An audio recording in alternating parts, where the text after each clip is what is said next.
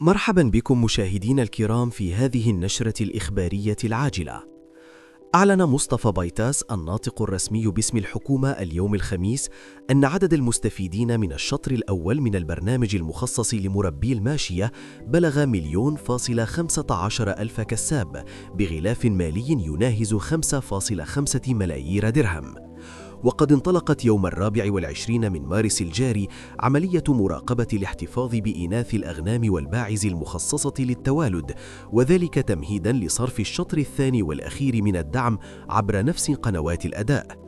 وأضاف بيطاس خلال الندوة الصحفية التي أعقبت اجتماع المجلس الحكومي أن هذا البرنامج عرف انخراطاً كبيراً من طرف المربين، حيث تم العمل على تبسيط الإجراءات من أجل تسريع صرف الشطر الثاني من الدعم في أقرب الآجال الممكنة بعد التأكد من الاحتفاظ بإناث الماشية التي تم إحصاؤها.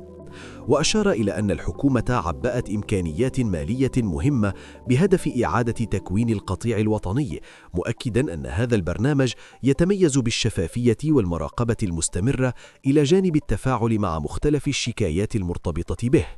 وأوضح الوزير أن هذا البرنامج الذي تصل كلفته الإجمالية إلى 12 مليار درهم يركز أساساً على اقتناء الأعلاف الموجهة لتغذية القطيع الوطني، إضافة إلى تقديم دعم مالي مباشر من أجل تشجيع المربين على الاحتفاظ بالإناث. وقد انطلق هذا البرنامج بعملية الإحصاء الوطني للقطيع، والتي مكنت من تسجيل حوالي 32 مليون رأس من الماشية، فيما بلغ عدد الكسابين الذين شملهم هذا الإحصاء حوالي 1,200,000 كساب.